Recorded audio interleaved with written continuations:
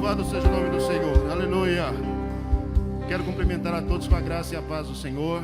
Amém, meus queridos? Vamos aproveitar que estamos de pé e vamos abrir as nossas Bíblias para a meditação na palavra do Senhor nesta noite.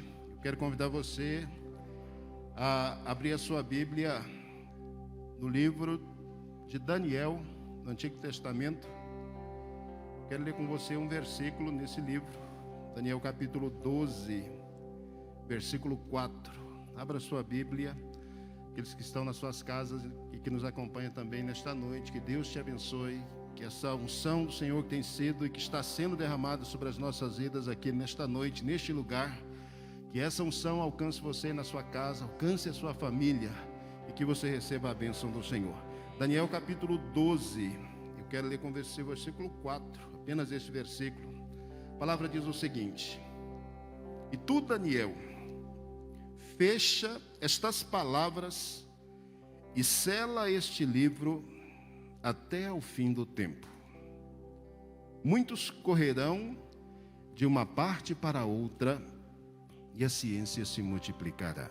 Amém? Vamos orar, vamos colocar mais uma vez a nossa vida na presença do Senhor. Vamos suplicar a Ele que continue derramando unção, que continue derramando poder, que continue derramando autoridade, que continue derramando as suas bênçãos sobre as nossas vidas e que nesta noite, de um modo muito especial, muito particular, fale aos nossos corações. Vamos orar juntos. Pai, no nome de Jesus, nós queremos te louvar, Senhor. Aleluia. Queremos te glorificar, Deus vivo, pelo privilégio, pela oportunidade que nós temos de nesta noite estar na tua presença para celebrar o teu nome, Senhor. Por todas as coisas maravilhosas, por todas as coisas extraordinárias que o Senhor tem feito em nosso favor. Obrigado, Senhor, obrigado, Salvador, pelo teu cuidado. Obrigado, Senhor, obrigado, Salvador, por tudo que o Senhor tem realizado nas nossas vidas. Nós queremos apresentar a tua igreja, queremos apresentar o teu povo, queremos apresentar aqueles que nos acompanham, Senhor, lá nas suas casas, neste momento, e que te exaltam e que te bendizem e que adoram o teu nome nesta hora. Teu Espírito, Deus vivo, seja derramado abundantemente sobre as nossas vidas.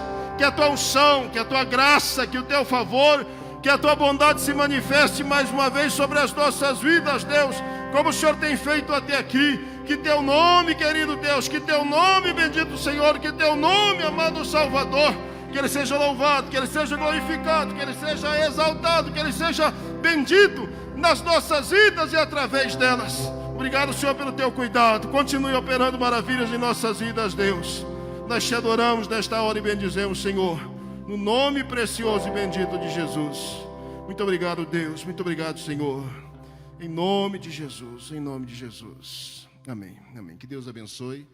Podem tomar os seus lugares. Muito obrigado. Eu quero louvar a Deus pela oportunidade de poder estar com vocês aqui nesta noite. Eu tenho dito nos últimos dias e de alguma forma Deus tem me incomodado muito em relação a isso, que a vida ela é fugaz, a vida é passageira, a vida ela é singular, a vida é irrepetível, ela vai acontecendo em pequenos fragmentos de tempo e de alguma forma, Deus tem me ajudado a entender nesses últimos dias e meses, e talvez nesse último ano, que a gente mais do que nunca precisa estar antenado, precisa estar ligado para essa realidade, de que a sua vida ela se constitui desse momento, desse instante em que você está vivendo. E se isso é fato, se isso é verdade, se a única coisa que a gente tem em relação à vida é só esse tempo, é só esse momento, é só o aqui e o agora. Se é só isso que é real na nossa vida, e é só isso que é real, o passado é um real eternizado. O futuro é um real possível. Agora o presente é a única coisa que eu e que você de fato temos. E diante disso, Deus tem me incomodado já há algum tempo para compartilhar essa palavra que eu li com vocês aqui hoje, Daniel capítulo 12, versículo 4. Já tem algum tempo que eu tenho refletido, que eu tenho orado, que eu tenho pensado em relação a essa palavra. Já tem algum tempo que Deus tem me incomodado para compartilhá-la na igreja, Alguns domingos a gente, no nosso Através da Bíblia, livro por livro, aqui pelas manhãs da Escola Bíblica Dominical, nós trabalhamos o livro de Daniel e eu desejei muito compartilhar esse trecho, mas não era o momento apropriado e nem era o ambiente apropriado para isso. Então, eu escolhi um outro trecho, nós trabalhamos uma outra temática, mas Deus me deu a graça, me deu o privilégio de poder estar com vocês aqui nessa noite, e eu quero aproveitar essa noite, já que a única certeza que eu tenho é que eu estou aqui com vocês nessa noite. A única certeza que eu tenho é que nessa noite eu posso compartilhar a palavra de Deus com vocês. Se isso é fato, se isso é verdade, e isso é fato e verdade, então eu não posso deixar essa oportunidade passar. Essa palavra que eu trago para vocês hoje, a partir de Daniel capítulo 12, versículo 4, é uma palavra de exortação para a igreja. Eu quero refletir um pouquinho com vocês, e é só esse versículo. Eu vou me prender durante a minha fala apenas no versículo 4 do capítulo 12 de Daniel, mas há uma palavra de exortação no texto da Escritura, na revelação que está contida na Escritura. Há uma palavra de exortação da parte de Deus para você que é a igreja, que hoje, que neste momento me ouve, me escuta. E eu penso que hoje, mais do que nunca, de novo eu fico nessas neuras aí que a gente só tem hoje, só tem o agora. Então, hoje mais do que nunca a gente precisa ouvir a respeito disso. A gente precisa pensar a respeito disso. Porque se o amanhã, que é só uma possibilidade, se tornar concreto, se tornar real, então aquilo que você vai ouvir hoje, aquilo que eu quero compartilhar com você hoje, precisa ser aplicado na sua vida amanhã, e depois de amanhã, e depois de amanhã. Para quem não conhece, o livro de Daniel é um dos livros do Antigo Testamento. Ele está entre aqueles que são chamados aí de profetas menores. É interessante Daniel ser colocado, rotulado entre os livros dos profetas menores, porque, diferente de todos os profetas que a gente tem no Antigo Testamento, desde o primeiro deles, Isaías, até o último, Malaquias, diferente de todos os profetas, Daniel ele não desenvolveu o ministério profético. Daniel ele não foi um profeta no sentido de ter sido chamado por Deus para ser profeta. Daniel não foi um profeta no sentido de ele ter sido enviado pelo Senhor para desenvolver o ministério profético. Mas ele acaba, de alguma forma, sendo listado entre esses livros que são chamados proféticos, porque apesar de ele não ter desempenhado um ministério profético, Daniel ele tem uma mensagem profética, e muito mais do que uma mensagem profética, eu ousaria dizer que Daniel tem uma mensagem apocalíptica. A gente tem no Novo Testamento, o último livro do Novo Testamento, a gente conhece como o livro do Apocalipse, ou como o livro da Revelação no Novo Testamento. E se a gente puder utilizar esse termo, essa expressão, Apocalipse, que fala exatamente de revelação, e que fala de revelação lá no Novo Testamento a respeito dos eventos que futuramente sucederiam após a manifestação de Jesus, e eventos que ocorreriam futuramente até que o fim dos tempos chegasse. Se a gente vai para o Antigo Testamento, no Antigo Testamento nós encontramos em Daniel o Apocalipse do Antigo Testamento. Então, Daniel é um livro que registra revelações de Deus, que registra momentos especiais, extraordinários, que o profeta, e aí, de novo, a gente vai chamá-lo, vai considerá-lo profeta, por causa das suas palavras, são palavras proféticas. Ele registra experiências que Daniel teve com Deus, e não apenas a experiência que ele teve com Deus, mas as revelações extraordinárias que Deus decidiu compartilhar com esse jovem. Era muito jovem quando começou o seu ministério. Por mais de 70 anos ele desempenhou um ministério em diferentes reinos, ocupando diferentes posições políticas no seu tempo. Mas Daniel se destaca nas Escrituras como uma pessoa que foi fiel a Deus, como uma pessoa que foi temente a Deus, como uma pessoa que, em meio ao mundo corrupto, como uma pessoa que, em meio ao mundo idólatra, como uma pessoa que, em meio ao mundo onde valores eram absolutamente relativizados, Daniel se destaca neste mundo exatamente por assumir uma postura pessoal. Aqui é o indivíduo, aqui é a pessoa. Ele se destaca por assumir uma postura absolutamente radical em relação a todos esses contextos em que ele viveu. Viveu num contexto politeísta, mas desde muito jovem assumiu no seu coração o compromisso de que ele servia a um único Deus, apenas um Deus, e que ele jamais abriria mão desse compromisso, dessa aliança. Viveu num mundo onde valores eram absolutamente relativizados, onde eles basicamente não existiam. Mas esse jovem rapaz assumiu mesmo no cativeiro, mesmo distante, na diáspora, mesmo longe da sua casa, mesmo longe da sua terra, mesmo longe dos seus. Esse jovem assumiu um compromisso, assumiu uma aliança de viver a sua vida e de direcionar os seus princípios de acordo com o texto, de acordo com a palavra de Deus, de acordo com as verdades reveladas por Deus ao povo de Israel, e que agora faziam parte do seu texto sagrado. Então Daniel não apenas tinha esse material, mas conhecia profundamente esse material.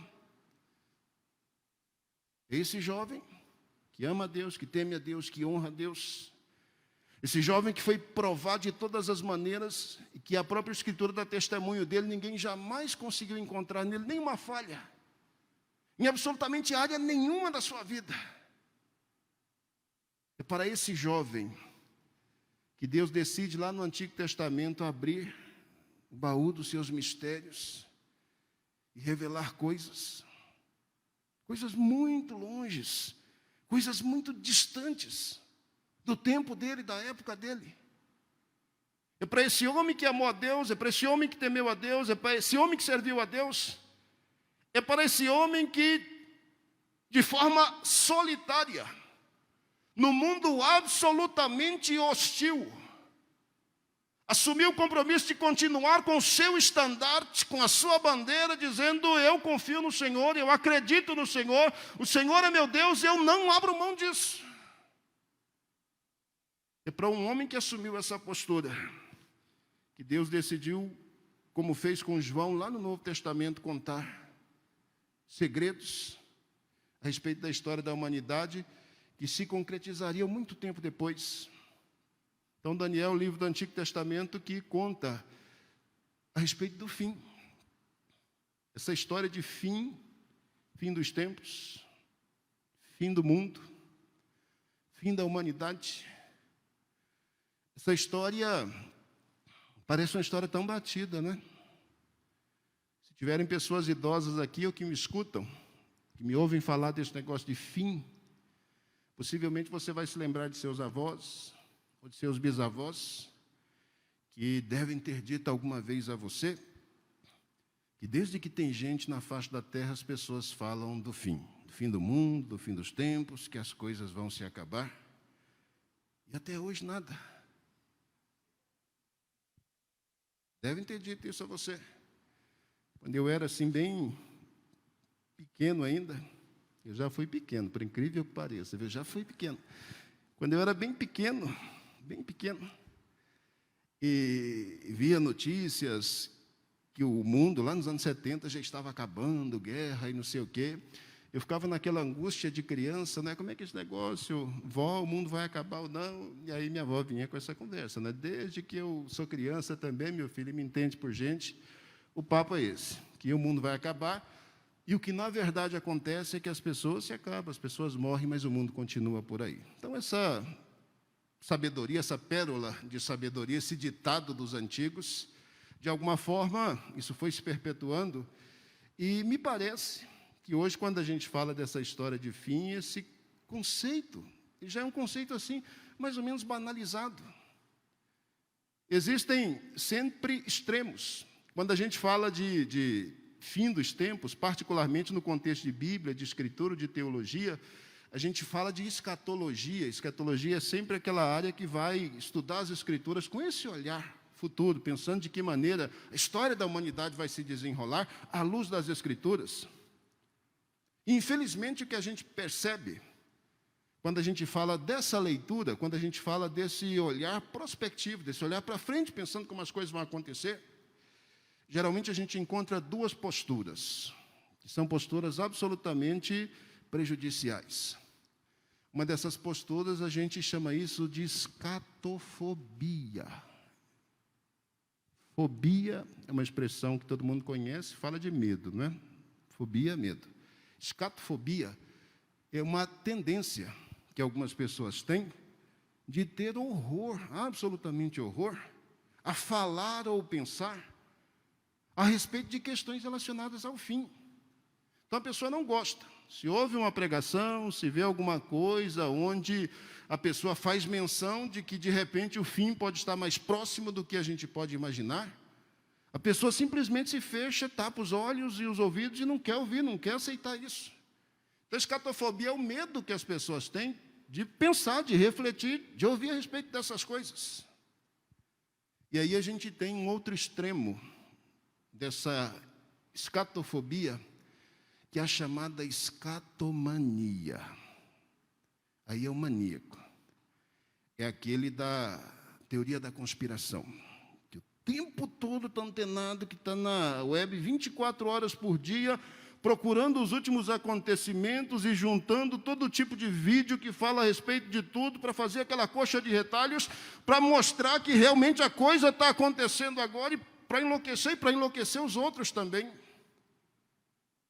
Então, esse escatomaníaco é a mania que algumas pessoas têm de, diante de fatos, diante de acontecimentos, verdades ou não verdades, diante de fatos ou diante de fakes, a pessoa já levanta logo o estandarte, a bandeira, e diz: gente, vai acontecer agora, e segura, se prepara. Então, tanta escatofobia, tanto medo de pensar nessas coisas, quanto a escatomania, como essa mania doentia, de pensar nessas coisas. Isso é doentio, isso adoece,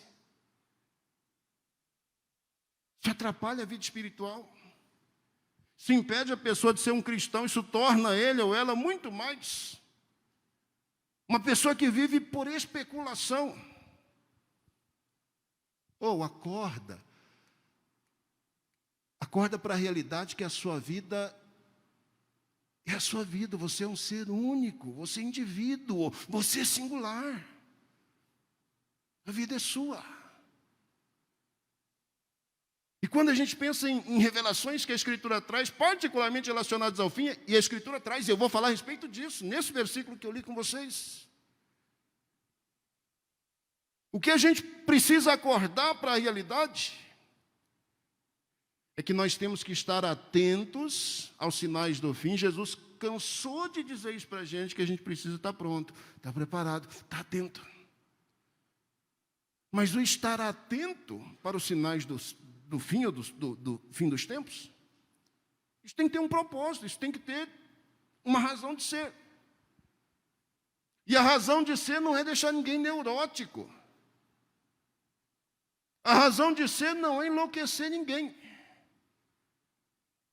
A razão de ser é levar as pessoas a aproximar cada vez mais o seu coração, aproximar cada vez mais a sua vida, aproximar cada vez mais o seu pensamento, aproximar cada vez mais o seu ser. A razão de ser é levar a pessoa a entregar-se, a dedicar-se, a inclinar-se, a aproximar-se de Jesus e a viver cada vez mais perto dele, mais próximo dele. Pensar sobre o fim, falar a respeito do fim, enxergar nas Escrituras sinais que apontam para o fim, devem servir para o cristão no sentido de despertar nele a verdade de Cristo vem, de que Cristo vem a qualquer momento e de que eu preciso estar pronto, eu preciso estar preparado para a manifestação do Senhor naquele dia. Eu tenho que estar pronto. Eu tenho que viver uma vida de santidade, eu tenho que viver uma vida de piedade, eu tenho que viver uma vida de compromisso. É isso. É isso que esse tipo de conhecimento, é isso que esse tipo de informação, é isso que esse tipo de verdade da Escritura quer trazer para cada um de nós. O impacto que verdades a respeito do fim precisam trazer para as nossas vidas não é o medo, não é o medo. Não é o medo. Não é levar você a ficar angustiado, inseguro o tempo todo, não é isso. O impacto que verdades a respeito do fim precisam trazer para a sua vida. Exatamente aquele anseio que o Espírito tem, que ele diz que a noiva tem, de continuamente e constantemente estar olhando para um lado, para o outro, para as Escrituras, e enxergando o tempo está próximo. Ora, vem, Senhor Jesus, estou pronto, estou preparado, eu quero estar contigo naquele dia. Daniel é interessante porque ele recebe revelações sobre poderes, governos que viriam e que cairiam, e grande parte das profecias que Daniel, ele registrou aqui, das revelações que ele teve, grande parte dessas revelações, elas se concretizaram. Mas as revelações que estão contidas aqui no capítulo 12 em particular, elas são revelações ainda para um tempo futuro. Elas não se cumpriram nem na época de Daniel e nem muito tempo depois, e elas não se cumpriram até o momento, estão em vias de cumprimento. Aquilo que Daniel trata, do versículo 1 até o versículo 3, não nos interessa nesse momento. Nós não vamos entrar em detalhes aqui a respeito das questões que ele está abordando aqui, que são questões futuras, que são momentos históricos, que a gente ainda vai ver a concretização disso. Uma das vantagens de se ler Daniel e de se pensar de coisas que ele diz, que ainda não se cumpriram, uma das vantagens da gente poder fazer essa leitura, é exatamente olhar para trás e ler que todas as outras profecias que ele tratou, relacionadas aos diferentes temas que aparecem por aqui, elas se cumpriram de forma fidedigna. Então, quando você lê alguma coisa de Daniel que ainda aponta para o futuro, você precisa ler outras coisas que ele disse que se cumpriram ou no seu tempo, ou anos depois, ou séculos depois, ou milênios depois. Você precisa ler essas coisas, porque o fato de Deus ter cumprido fielmente algumas das revelações que já foram ditas e registradas aqui no livro de Daniel é um sinal mais do que evidente de que ele vai cumprir cada uma de suas boas palavras. A Bíblia diz que Deus vela pela sua palavra para cumprir cada uma delas. Eu não vou tratar especificamente das questões que ele está falando, que ele está tratando aqui até o versículo 3, mas eu quero me prender ao versículo 4. E a primeira coisa que a gente tem aí no versículo 4 é uma ordem da parte de Deus dizendo para Daniel: Daniel, fecha estas palavras e sela este livro até o fim do tempo. As revelações que foram dadas a Daniel e que foram registradas aqui neste livro são revelações futuras. E a ordem que Deus dá a Daniel é: Daniel, fecha essas palavras, sela esse livro. Guarda essas palavras aí. Você pode até divulgar isso aí, mas por enquanto isso não vai fazer muito sentido. Porque as revelações que são dadas a vocês são revelações que tratam a respeito do fim do tempo. Lamento, avós e avós, se vocês me ouvem e são adeptos do ditado de que as pessoas se acabam, mas o mundo permanece. Lamento informar-lhes, mas Deus discorda de vocês. A Escritura diz que vai haver um fim. A Escritura diz que existe um tempo.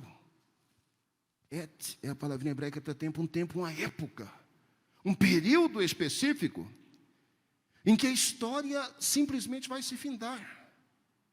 O nosso mundo, o mundo dos humanos, o mundo dos mortais, esse mundo que a gente acredita que vai durar para sempre, que só as pessoas é que vão passando por aqui, chegando e saindo, esse mundo um dia vai ter fim, esse mundo um dia vai cessar. A história dos seres humanos neste mundo, um dia vai ter um ponto final. Jesus, lá no Evangelho de Mateus, capítulo 24, particularmente no versículo 8, quando ele fala com seus discípulos a respeito de eventos futuros, Jesus também, na época dele, Daniel viveu aí 5, 6 séculos antes de Jesus, então uns 500 anos ou 600 anos depois de Daniel, que tinha falado sobre esse negócio de fim do tempo, Jesus está lá em Jerusalém com seus discípulos e alguém de repente olha para o templo e elogia o templo diante de Jesus. E aí Jesus fala que aquele templo um dia seria destruído. Inclusive, um dos evangelhos faz alusão à profecia do próprio Daniel. O próprio Daniel havia dito isso, que o lugar santo vai ser profanado, que o templo vai ser destruído. Mas diante dessa reação de Jesus, lá no capítulo 24, os discípulos fazem uma pergunta: Senhor, que sinais nós temos de que a tua vinda está próxima e de que o fim está chegando? Quais são os sinais que nós temos em relação a isso? Aí Jesus dá uma série de sinais. Nação contra nação vai se levantar, reino contra reino, pestilências vão surgir em diferentes lugares, vai haver perseguições. E é tão interessante isso, porque alguém que nos ouve falar dessas coisas pode até olhar para a gente e dizer: mas como cristão é ingênuo, não é? Não precisa nem ler Bíblia para saber disso. Basta você pegar um compêndio de história que você vai ver que desde que existe gente sobre a face da terra, desde que existe gente, existe guerra, existe rumor de guerra, existem terremotos, existem pestilências. Deixa eu dizer uma coisa para você. É verdade isso, sabia? Desde que existe gente sobre a face da terra, existe guerra, rumor de guerra, terremoto, pestilência, sinais que Jesus havia dado, indicando que a sua vinda estaria próxima e que o fim estaria próximo. Aí você me diz: mas se isso é verdade, como é que a gente pode então acreditar que estes sinais poderiam ser indicativos de que a vinda do Senhor está às portas? O próprio Jesus, no capítulo 24, versículo 8, ele dá respostas para isso. Ele disse: esses sinais vão acontecer, mas fiquem atentos, porque ainda não é o fim. Fiquem atentos, porque isso é apenas, Jesus disse assim, o início das dores. 24:8 de Mateus. Isso é apenas o princípio de dores. A palavra grega que é traduzida por dores é Odin. Odin, fica parecendo Odin, não é? Aquela divindade lá da trilogia dos... Mas não é isso não, é Odin. A palavra grega é uma palavra, um termo grego, que se traduz por dor ou por dores. Agora, uma particularidade em relação a essa expressão é que o significado de Odin é dor repentina ou espasmo em mulheres que estão prestes a dar à luz. O que é que Jesus está dizendo em outras palavras? Ele está dizendo: olha, vocês vão ouvir falar de guerra, de rumor de guerra, de terremoto.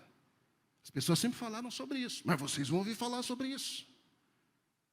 Agora, a diferença é que quando a minha vinda estiver próxima e o fim dos tempos estiver próximo, então vocês vão perceber. E é isso que Jesus queria dizer. Que da mesma forma que uma mulher que está prestes a dar à luz, ela começa a sentir as dores de parto, é a expressão, e essas dores elas vão se acentuando à medida que a criança já está para vir à luz. Fala de Jesus é exatamente essa. Fiquem atentos, fiquem alertas, porque vocês vão continuar ouvindo isso. Só que não vai ser como na história da humanidade, não, que uma vez acontece, outra vez acontece, outra vez acontece, outra vez acontece. Vocês vão começar a ouvir essas coisas e mais, e mais, e mais, e mais, e mais, e mais, e mais, e mais. E essas coisas vão se acentuar de uma maneira, vão se acentuar de tal forma, que aí finalmente as coisas vão acontecer. O Filho do Homem virá e o fim dos tempos vai acontecer. E aí você vai perceber que a palavra é fiel. Então, quando alguém criticar você e disser: não, desde que existe gente, tem guerra, tem terremoto, tem fome, tem pestilência, tem mesmo. Jesus sabia disso. Por isso que ele falou: vocês vão continuar ouvindo falar dessas coisas. Mas o sinal é que quando o fim estiver próximo, vocês vão ouvir falar dessas coisas com uma intensidade tamanha, as coisas vão se acentuar de tal maneira, de tal forma, que vai chegar um momento assim que não tem possibilidade de fazer mais nada que não um cataclisma. Eu acho engraçado que até crente tem dificuldade com isso aqui, não é? Até alguns cristãos, eles têm resistências a verdades como essas que estão contidas na própria Escritura. Você já ouviu falar do relógio do Apocalipse? Ai, pastor, lá vem essa, né? Algum crente maluco que decidiu fazer conta de Daniel com o Apocalipse e dizer quando Jesus vem. Não, o relógio do Apocalipse não tem absolutamente nada a ver com crente. Ah, então, é o pessoal da conspiração, aí, da teoria da conspiração, que olhou astros e de repente... Não tem absolutamente a ver com isso. O relógio do Apocalipse é um instrumento científico. É um instrumento científico. Esse instrumento foi criado, não é um instrumento de fato, um relógio de verdade com ponteiros, mas a analogia de um relógio, a ideia que se tem ali, o simbolismo que se usa é o simbolismo de um relógio. Isso foi criado em 1947, pós-conflito de guerras, o mundo está sendo reestruturado, está sendo reconstruído. Então, em 1947, particularmente num período em que havia muita tensão entre Estados Unidos e a antiga União das Repúblicas Socialistas Soviéticas, a chamada Guerra Fria. O mundo vivia naquela angústia de que a qualquer momento nós teríamos uma terceira guerra mundial, e que essa terceira guerra mundial, agora diferente da primeira e da segunda, na segunda a gente conheceu os efeitos devastadores da bomba atômica nas cidades de Hiroshima e Nagasaki. Então o pessoal descobriu o potencial nuclear para uma guerra, e Estados Unidos e a antiga União das Repúblicas Socialistas Soviéticas desenvolveram seus arsenais bélicos nucleares. E aí pairava sobre a cabeça das pessoas aí a possibilidade de uma terceira grande guerra mundial. Essa terceira guerra seria uma guerra nuclear, e nessa guerra, de fato, não só Estados Unidos e Rússia, mas o mundo todo, não apenas estaria envolvido, mas o mundo inteiro sofreria consequências disso. Então, um grupo de cientistas em Chicago, nos Estados Unidos, eles criaram o chamado Boletim dos Cientistas Atômicos. Em 1947, criaram esse relógio do Apocalipse, ou esse relógio do fim do mundo, como eles mesmos nominam ou nomeiam isso. E nesse relógio, a partir do contexto em que eles estavam vivendo lá naquele tempo, naquela época, contexto de insegurança, de incerteza e possibilidade de uma terceira guerra, eles estabeleceram ali o tempo que a gente estaria, historicamente falando, para chegar naquilo que eles nominaram de fim do mundo. Então, nesse relógio do Apocalipse, eles marcaram lá que nós estávamos a 7 minutos da meia-noite, ou a 7 minutos do Apocalipse, a 7 minutos do fim do mundo. Novamente, minutos e o relógio, não se trata do nosso tempo Cronos, eles não estão marcando 7 minutos aqui no Cronos, mas eles estão pensando, é um simbolismo que estão fazendo, a partir do tempo que eles estavam vivendo lá em 1947, qual seria a condição do mundo se as coisas continuassem daquele jeito. Então, estar a 7 minutos da meia-noite, já dá para a gente a ideia de que o mundo pode estar realmente numa situação em que a destruição pode ser real. Quem estava falando de fim do mundo, quem estava falando de destruição em 1947, não era teólogo que estava tratando disso. Não era leitor de Bíblia. E é tão interessante como a ciência que tanto critica a Escritura, é tão interessante como a ciência que tanto desdenha das verdades reveladas nas Escrituras, que ela própria faz uso de jargões, de expressões, que são expressões escriturísticas. Falar do relógio do Apocalipse, ou o relógio do fim dos tempos, ou do fim do mundo, é falar de verdades que estão contidas, que são registradas na Escritura. Esse relógio tem mais de 70 anos que existe. 2 vezes por ano, esses cientistas nucleares, eles se reúnem em Chicago para avaliar a situação do mundo. E 2 vezes por ano eles ajustam esse relógio. Em 1947 ele estava a 7 minutos da meia-noite. Em 1997, quando a antiga União das Repúblicas Socialistas Soviéticas se desfragmentou e a possibilidade de uma guerra nuclear, então, chegou a quase zero, esse foi o tempo em que o relógio esteve numa posição mais confortável. Eles ajustaram o relógio lá para 17 minutos da meia-noite. Então, na metade dos anos 90, a gente estava numa situação assim, muito confortável em relação a uma iminente destruição do mundo, a iminente destruição da humanidade. Mas o tempo passou, e ajuste vai, ajuste vem.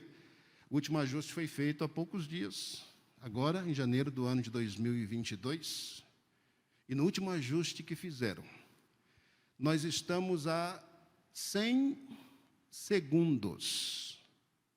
Nós estamos a 100 segundos do Apocalipse, a 100 segundos da destruição mundial. Esses cientistas, esses pesquisadores nucleares aí, eles estão avaliando o mundo como está. Levar em conta a questão da Covid, levar em conta a proliferação nuclear. Os países estão novamente reativando seus arsenais nucleares, basta olhar para a Coreia do Norte. Estão olhando para uma crise que a gente está vivenciando na TV todos os dias hoje, Rússia e Ucrânia, a Rússia novamente aparecendo aí no cenário, Estados Unidos se envolvendo nisso novamente. Novamente, arsenais nucleares estão sendo colocados na mesa uma outra vez para se discutir. Será que a gente vai começar uma nova Guerra Fria? O pessoal avaliou as crises climáticas. O mundo, presta atenção, o mundo nunca esteve numa situação tão periclitante. Não sei nem se essa expressão ainda existe hoje, mas na minha época existia. O mundo está numa situação tão angustiante, eu vou utilizar. O Paulo, escrevendo aos Romanos, ele fala da criação, né, que anseia por libertação. Acho que se a gente pudesse fazer um perfil assim da alma, da criação, da alma do mundo, a gente veria um mundo que está clamando. Nós nunca na história da humanidade, nós causamos tantos males, nós causamos tantos danos à criação de Deus. E essas muitas crises climáticas que o mundo inteiro vivencia, que nós vivenciamos aqui no nosso país, isso não é local aqui e ali, isso é em proporções ou dimensões mundiais. Agora a gente vê dores de parto que estão se acentuando cada vez mais. Elas têm levado as pessoas a perceber que realmente a coisa está ruim. É gente que não está preocupado com o céu, com o inferno, com Deus, com criação, nem com Bíblia, nem com nada. É gente que olha para o mundo. É gente que está antenado para o que está acontecendo aí fora e que está pensando só nisso. Será que a humanidade vai sobreviver? Além disso, campanhas estatais de desinformação, nada melhor do que a Covid-19 para mostrar para a gente como as famosas fake news e como o poder que a mídia tem de influenciar pessoas pode causar danos e danos assim horrorosos às pessoas. A ciência se desenvolveu de forma tão especial, tão extraordinária, que nós estamos com 2 anos e pouco de Covid-19. No período de 1 ano, o pessoal descobriu uma série de vacinas e houve uma campanha em massa por vacinação. E quantos de nós, de repente, não viveu esse dilema aí, vacinar ou não vacinar? Esse negócio é de Deus ou é do diabo? Se é o número da besta ou não é? Estão querendo me dominar ou não? A quantidade de cristãos que fizeram uma opção, e claro, você é livre, você pode optar, que optaram por não vacinar, é uma coisa assim assustadora. Porque, segundo eles, a ciência descobriu uma vacina assim rápido demais. Antigamente levava-se 10 anos, agora com 8 meses o pessoal já sabe o que fazer. E aí veio uma segunda onda e agora uma terceira, e muita gente sendo hospitalizada, muita gente morrendo. Testemunhos tristes de pessoas que estão nos leitos de UTIs morrendo com essa nova variante. lamentando terem sido enganadas, iludidas, ou lamentando enganarem-se a si mesmos por não terem se vacinado. Essa desinformação estatal. Eu estou dizendo, falando de Covid aqui, só para mostrar o poder que isso tem. É uma demonstração clara do poder que as redes sociais e que a mídia tem de manipular pessoas. De manipular pessoas para o bem ou de manipular pessoas para o mal. Então a gente está vivendo um contexto. O mundo está se preparando, o mundo efetivamente está chegando a uma condição em que a vinda do Senhor vai se manifestar, a vinda do Senhor vai acontecer. Não se preocupe, o fim não está próximo ainda. Sabe por quê? Porque eu e você ainda estamos aqui. Porque a igreja do Senhor ainda está aqui. O fim ainda não chegou, e não chegou porque a igreja do Senhor está aqui. Antes de se pensar o fim da história, antes de se pensar o fim do tempo, o Senhor Jesus vai se manifestar em glória e a sua igreja será levada, será arrebatada. Finalmente, o pessoal avaliou como as tecnologias disruptivas, como esse desenvolvimento aceleradíssimo da tecnologia, como isso realmente tem trazido benefícios. Quem pode negar, gente, o benefício de um troço desses aqui, né? Não tem como negar, isso é fantástico, é extraordinário. Meu Deus, eu posso carregar uma biblioteca de Bíblias, de livros, eu posso falar com pessoas à distância, é lindo, maravilhoso. Isso aqui é um dos exemplos das tecnologias que vão sendo desenvolvidas aí. Quem pode negar o valor, a importância da tecnologia no nosso tempo, na nossa época? Mas essa mesma tecnologia, por exemplo, a gente vive naquela angústia, não é? Que tem o número da besta, o número é 666, vai ser na mão, na testa. A Escritura fala sobre isso, é verdade. Esse número se manifesta. Aí o pessoal critica, sorri, zomba, mas por incrível que pareça, essa é uma percepção particular que eu tenho. A pandemia da Covid-19, que foi só uma das muitas pandemias que o mundo já viveu também, ela serviu para acelerar e para acelerar de forma assim muito extraordinária esse relógio do tempo de Deus. Aquilo que a gente tinha no passado, assim como viagem de crente fanático, só crente fanático é que lê essas bobagens e acredita que vai ter um tempo mesmo em que as pessoas vão ter na mão ou na testa um sinal para identificá-las ou para direcioná-las. Gente, isso já está correndo aí há muito tempo. Se você quiser conhecer, entra no Mercado Livre, escreve lá, microchip de mão. Aí aparece uma página com uma pessoa que vende microchip para você colocar na sua mão. Microchip onde você pode guardar suas informações pessoais e que podem ser acessadas via frequência de rádio, pelo seu celular. A pessoa vende isso para humano. Tem um vídeo mostrando lá como é que se coloca o chip. E isso não é invenção, não. Isso não é histeria de gente maluco, não. Eu estava lendo um artigo sobre alguém que tem esse chip já há muitos anos e que é contra, né, que diz que esse negócio de Bíblia é besteira e bobagem. E ele diz que os crentes eles são os principais responsáveis por uma fake news que tem circulado por aí. E a fake news é que vai haver uma marca da besta, e que essa marca tem a ver com alguma coisa que vai ser colocada na mão ou na testa. Isso é uma fake news enorme, que as pessoas têm que parar de acreditar nessas bobagens. E as pessoas vão só se iludindo. Essa pessoa que vende lá no Mercado Livre, isso é o que ele usa lá, é um instrumento que geralmente se insere em animais, para você identificar onde é que está o seu animal, caso ele se perca.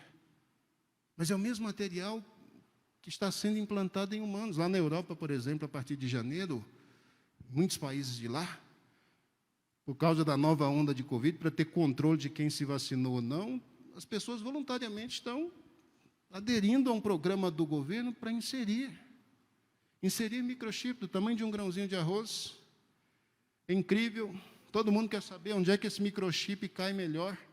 E a conclusão que se chega é sempre que ele cai melhor na mão. Tem que ser na mão. Tem que ser no lugar, e aí eles mostram aqui, tem uma seringa especial para introduzir esse microchip do tamanho de um grão de arroz. Tem que ser aqui ou tem que ser entre as articulações, ele não pode pegar nos ossos, então ele tem que estar entre as articulações.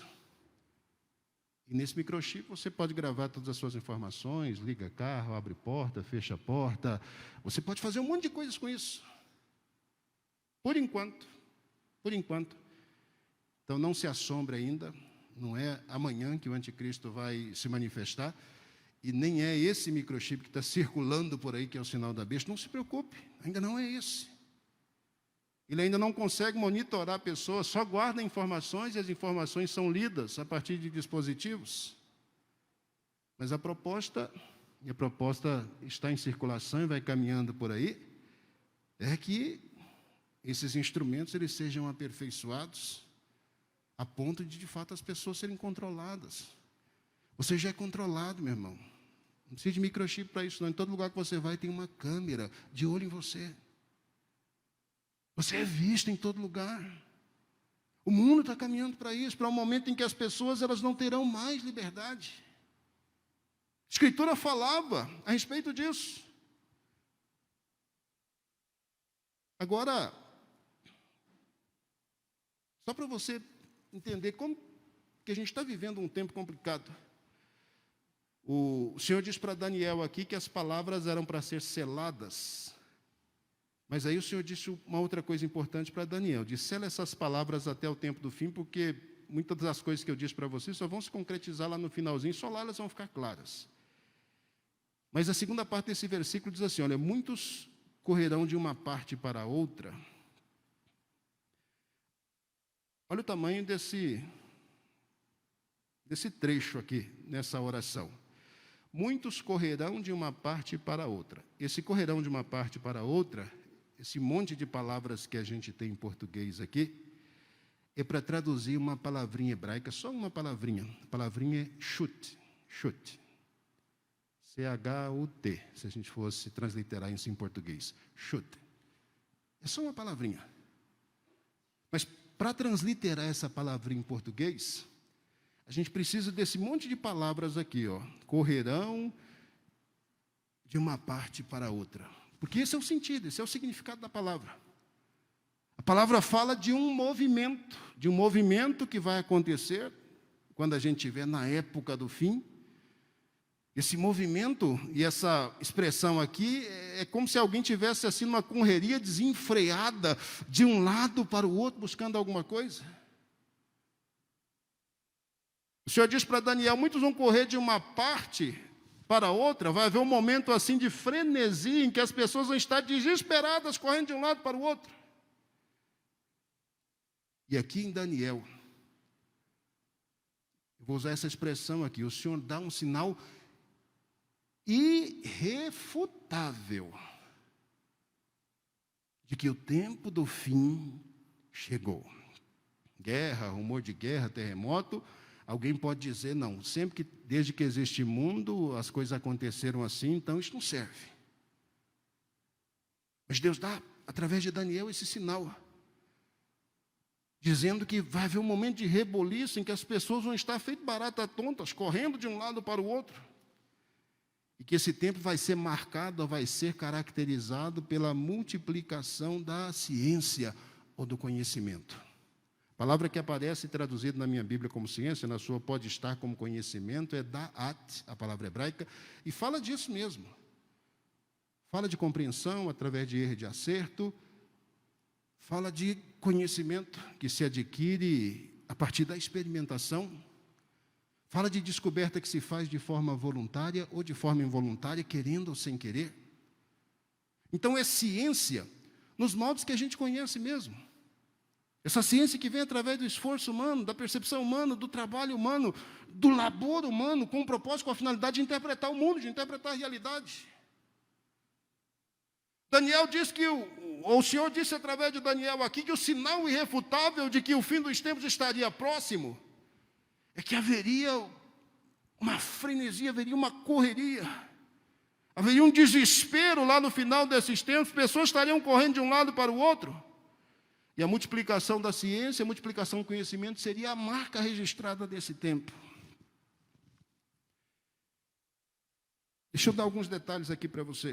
Em 1981, um escritor norte-americano chamado Richard Fuller, ele escreveu um livro. O título desse livro foi O Caminho Crítico. E nesse livro, a proposta dele era estabelecer uma teoria da curva da duplicação do conhecimento. Ixi, que coisa difícil. Teoria da curva da duplicação do conhecimento. Era exatamente essa a intenção dele. Pesquisador, historiador, filósofo e tal, leu, avaliou a história, pensou, refletiu e chegou à conclusão de que aquilo que algumas décadas atrás o pessoal dizia, nós estamos vivendo a era do conhecimento, que isso já havia se materializado e que era possível, inclusive, perceber de forma objetiva, de forma clara, com que velocidade o conhecimento duplicava. Então, ele fez lá uma série de cálculos e tal, e chegou à conclusão que, se a gente juntasse o conhecimento que nós adquirimos, desde que a humanidade é a humanidade lá no século I, e se a gente quisesse pensar no tempo em que esse conhecimento foi duplicado, ele fez uma série de cálculos e chegou à conclusão que a primeira vez que o conhecimento da humanidade duplicou, primeira vez que o conhecimento da humanidade duplicou, foi no século XVI. Presta atenção nisso. Os seres humanos levaram 1.500 anos depois de Cristo para fazer o primeiro salto, para que o conhecimento pudesse duplicar pela primeira vez. Da primeira para a segunda, século XVI, a gente sabe que é uma série de revoluções, 17 e 18, quem conhece a história sabe disso, e não dá para a gente compartilhar muita coisa a respeito. Mas a segunda vez que o conhecimento duplica, a primeira vez aconteceu num período de 1.500 anos, a segunda vez já aconteceu num período de 250 anos. Então, se em 1.500 o conhecimento se multiplicou pela primeira vez, contando do ano 1 até o 1.500, do ano de 1.500 até o ano de 1750, 250 anos depois, o conhecimento dobrou uma outra vez. Interessante isso. Para dobrar uma vez, 1.500 anos, para dobrar uma segunda vez, 250 anos, deu uma acelerada. Terceira vez que o conhecimento dobra, já é num período de 150 anos, de 1750 a 1900, o conhecimento dobrou uma outra vez. Por que eu estou falando sobre isso? Lembra das dores de parto? O negócio começa assim, dá uma pontada, depois uma outra, e mais uma, aí outra, e outra, e outra, e outra, e outra, e outra, e outra, até chega uma condição que não dá para aguentar mais. Você pode me dizer que sempre houve guerra, rumor de guerra, terremoto, blá, blá, blá, joia. Mas em relação ao conhecimento da humanidade, isso é importante por quê? Porque tem uma relação direta com Gênesis, gente. Gênesis 2. Qual foi o problema nosso? O que nos afastou de Deus? No meio do jardim, a árvore do conhecimento, a árvore da vida e a árvore do conhecimento do bem e do mal. Se você comer dela, você vai morrer. Foi a busca de conhecimento. Conhecimento por experiência própria, conhecimento voluntário, conhecimento fora dos desígnios ou dos propósitos de Deus, que afastaram o ser humano uma vez de Deus. E Deus disse aqui através de Daniel, que o sinal evidente que nós teríamos de que o fim está mais próximo do que nós podemos imaginar, é que esse conhecimento agora seria disponibilizado aos seres humanos, eles teriam condições de desenvolver isso. A terceira vez levou 150 anos.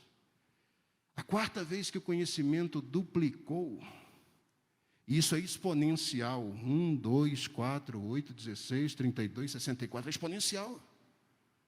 A quarta vez durou só 40 anos, de 1900 a 1940.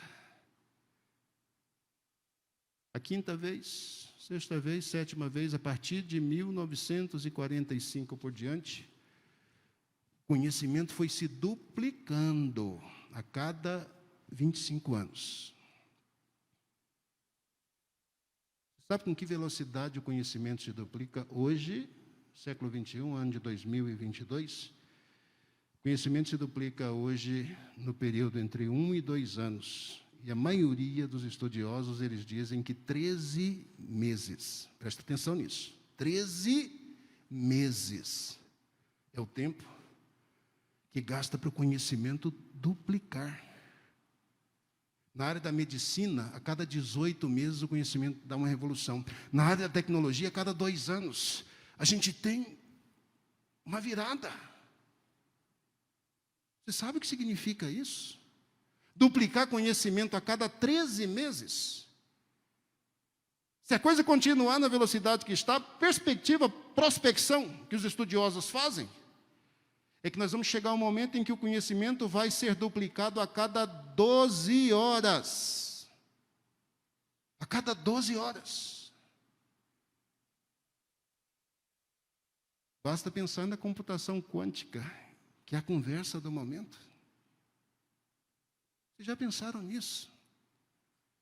Daniel diz para a gente que o sinal evidente de que nós estaríamos no fim, que as pessoas estariam correndo, desesperadas. Esse é o contexto que a gente vive hoje, particularmente no campo científico, em todas as áreas. E que o conhecimento se multiplicaria. Isso nunca aconteceu.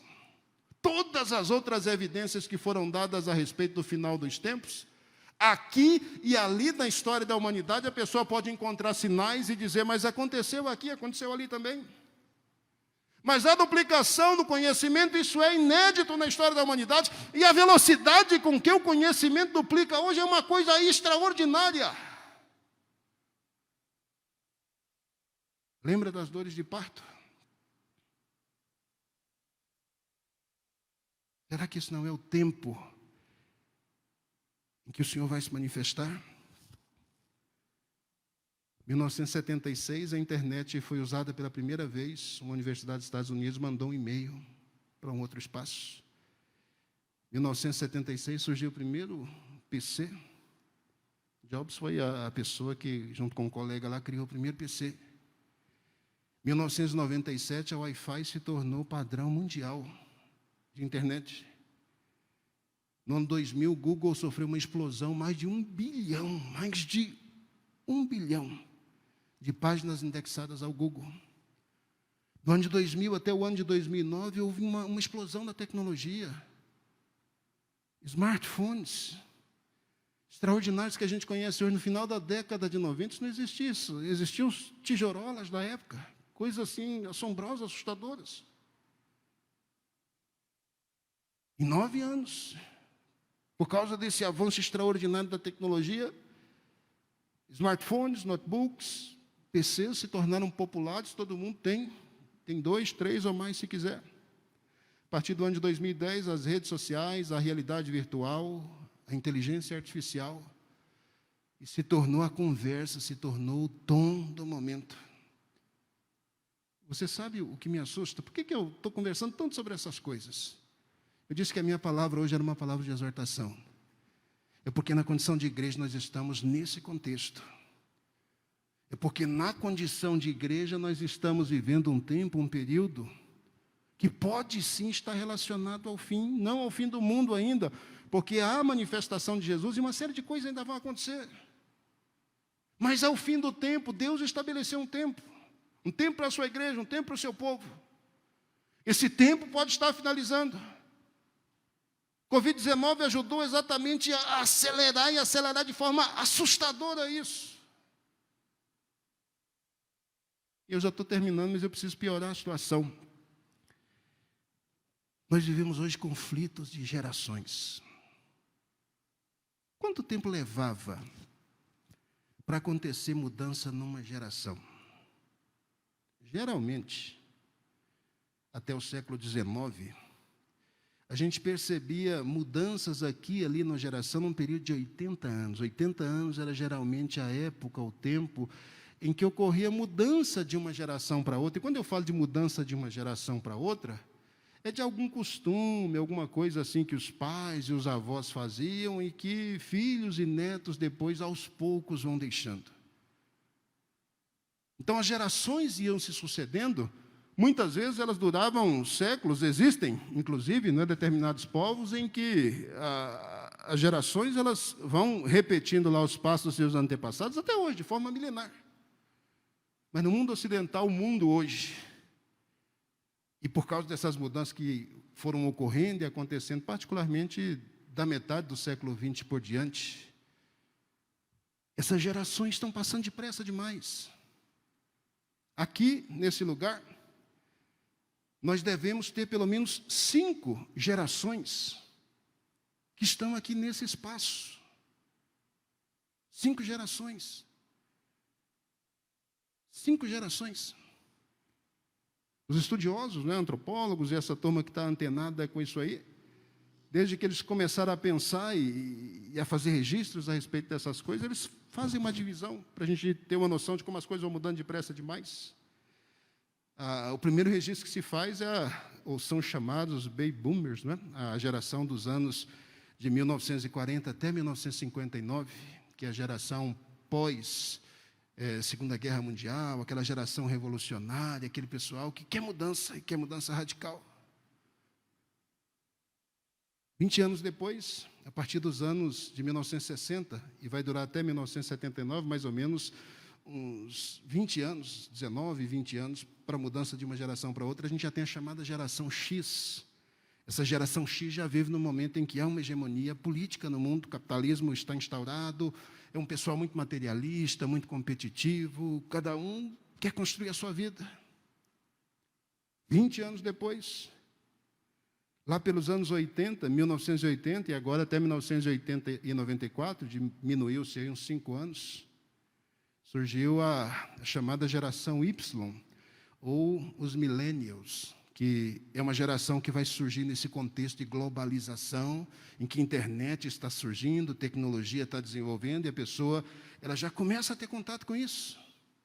Esses são os millennials.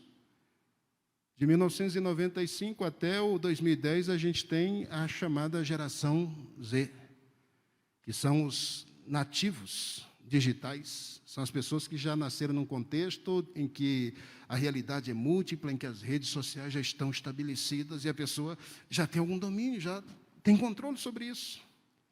E de 2010 até o tempo que a gente está vivendo agora, nós temos a chamada geração alfa, que é uma geração que nasce conectada. Se você nasceu de 2010 por diante, você é dessa nova geração, nasceu conectado. É por isso que você estranha quando a gente fala umas coisas, que não tinha internet. Como assim? Que não tinha celular. Como assim não tinha celular? Você acha isso estranho, não tinha Google, não se consultava. Como assim não tinha? Você nasceu conectado. Um dos problemas que essa geração e as próximas terão é o problema de que elas não vão conseguir separar a realidade de virtual. Realidade e virtual são 2 mundos distintos. Mas a tendência agora é fazer com que realidade e com que a virtualidade se mesclem de tal maneira que as pessoas não consigam mais separar uma coisa da outra. 5 gerações vivendo na mesma época, no mesmo tempo, por isso que todo mundo é confuso, ninguém entende ninguém, todo mundo dando cabeçada em todo mundo. Por que eu trouxe tantas informações? E vocês sabem, né? Quem me conhece, já me ouviu, já me ouvem aqui há muito tempo, sabem que eu não sou adepto de teorias de conspiração, e nem sou levado, né, por onda de um e de outro que fala, que conversa as coisas que eu falo, que eu converso, que eu trago. Eu leio Escritura, eu pesquiso Escritura, eu oro a respeito disso, eu pesquiso essas coisas de forma isolada. Eu não fico atrás de um e de outro, que fica falando essas coisas. Eu sou um cientista da religião. E sou cientista de formação, sou cientista da religião de formação. E na condição de cientista eu tenho um olhar científico dessas coisas. Então isso que eu trago para vocês, irmãos e irmãs, queridos e queridas, é uma exortação da parte do Senhor. Nós estamos vivendo os tempos do fim. Nós estamos vivendo os tempos do fim. Não ignore isso. Não despreze isso. Não feche os seus olhos para essa realidade. Não baixe a sua guarda. Não abra mão da sua fé. Não abra mão dos seus princípios. Não abra mão do seu Deus. Não abra mão dos princípios da Escritura. Não abra mão. Não abra mão. A vinda do Senhor pode acontecer nessa geração. A vinda do Senhor pode acontecer nessa mescla, nessa mistura de gerações que nós estamos vivendo agora. Ela pode acontecer nesse momento. E para que eu te trouxe tantas informações, eu compartilhei tantas coisas com você à luz desse texto? É só para dizer para você que aquilo que Deus disse para Daniel lá atrás, sela o livro, fecha as palavras. Lá em Apocalipse já foi dito, agora abra o livro e declare essas palavras. Não seles mais as palavras deste livro, porque essas coisas estão prestes a acontecer. Então acorda, igreja. Acorda para essa verdade, para essa realidade. O nosso mundo dá sinais mais do que evidentes de que os tempos são maus. O nosso mundo dá sinal mais do que evidente de que nós já estamos vivendo o tempo do fim. Como eu só tenho hoje e agora, eu louvo a Deus, por poder dizer essas coisas para você, porque se amanhã eu não estiver mais por aqui, por qualquer motivo, você pelo menos teve a oportunidade de ouvir essas verdades. Antigamente os nossos pais na fé, pastores e irmãos em Cristo, eles davam um conselho para a gente, conselho sábio, o conselho é do seguinte: viva hoje como se Cristo voltasse amanhã. A gente ouvia isso. Agora eu vou te dar um novo conselho. Viva hoje como se Cristo voltasse daqui a alguns instantes. Esse conselho eu não li em lugar nenhum. Esse conselho eu estou dando a você agora. Viva hoje. Viva o seu momento. Viva agora. Como se Jesus fosse voltar daqui a alguns instantes. Feche seus olhos. Querido Deus, amado Senhor, amado Salvador, eu sou grato pelo seu amor, sou grato pela sua bondade, sou grato pela misericórdia que a cada manhã se renova sobre a minha vida, sobre as nossas vidas. Eu sou grato, Senhor, eu sou grato, Salvador, porque eu posso nesse momento, nessa hora, nesse tempo que eu tenho, que o Senhor me deu, eu posso compartilhar essas verdades com os meus irmãos e irmãs em Cristo. Ó Senhor, que esta palavra revelada uma vez a Daniel, e que agora Deus deve ser declarada, e que agora deve ser anunciada, e que não pode mais continuar velada, que esta palavra, Senhor, ela possa falar profundamente a esses corações. Que os teus servos e servas, Senhor, possam viver neste mundo como se de fato não fossem dele. Que os teus servos e servas, Senhor, possam viver neste mundo, mas possam estar preparados para aquele grande dia. Cristo vem, o Espírito e a noiva dizem vem. Nós aguardamos ansiosamente a tua manifestação, Senhor, ajuda-nos a te servir, ajuda-nos a permanecer fiéis até aquele grande dia, em nome de Jesus, amém.